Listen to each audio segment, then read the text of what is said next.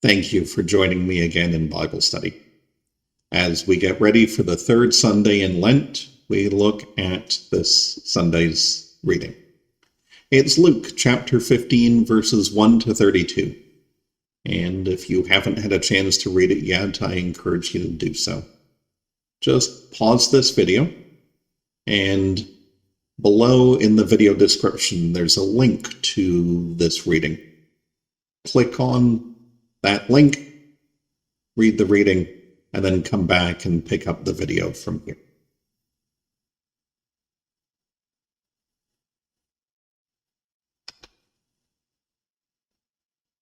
If you haven't had time, if you don't have time to read it, then here's a short summary of the reading. Jesus is teaching and uses three different parables. They are the parable of the lost sheep, the parable of the lost coin, and the parable of the prodigal and his brother. Well, the first two have objects or possessions that are lost. The last one is a bit more metaphorical, as it appears as if the eldest son in the family has lost his way. In the first two, the people who lost the items gathered their friends to rejoice with them that the lost has been found. In the third story, the rejoicing becomes a feast. Now, I don't know about you, but I go through periods where I lose things. Maybe you don't. But I seem to be able to stay on top of things for a while, and then things get misplaced.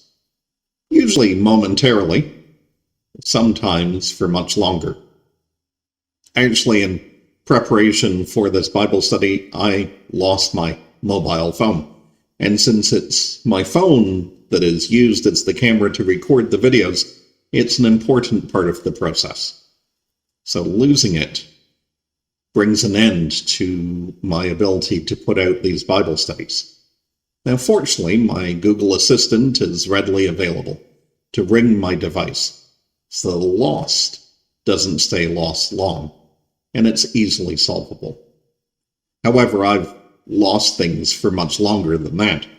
There's a watch of mine that I'm sure I lost over 10 years ago, if not 15 or 20, which doesn't have great sentimental value, but I really liked it.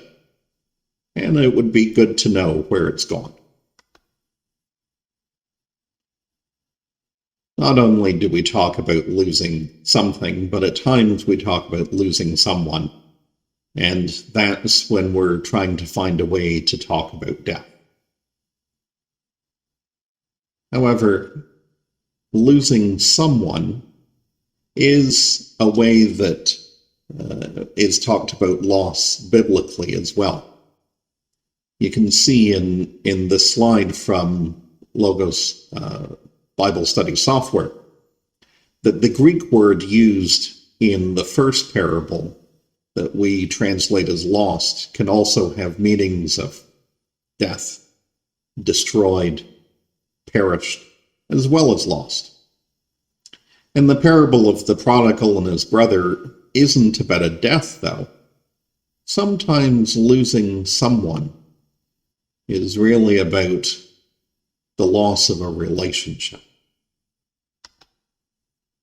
And finally, lost in church language is often a way of talking about what we see in this story of the parable of the prodigal and his brother.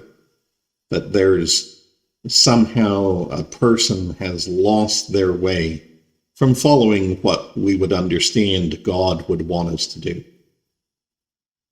Now, if we take all of these different types of being lost, they lead into our first question of the day. How do you feel when you lose something or lose a relationship with someone? Maybe you feel differently when it's an object or when it's a person. Maybe you feel differently when the objects that you lose have different attachments to you. I encourage you to take a moment, pause the video, and reflect on the question. How do you feel when you lose something or lose a relationship with someone? Then come back and pick up the video from here.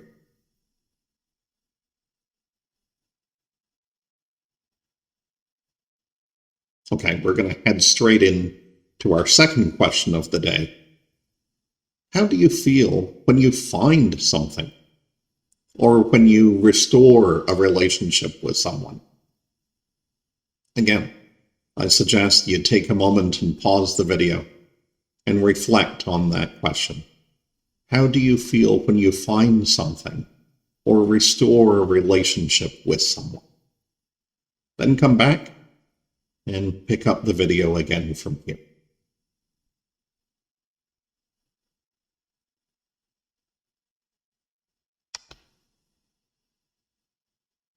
I want to thank you for joining me in this brief Bible study today. There will be another session on Friday where we continue to examine this passage from Luke 15.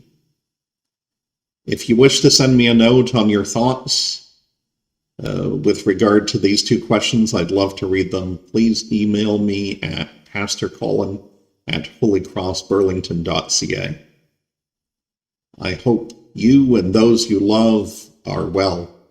The peace of Christ be with you.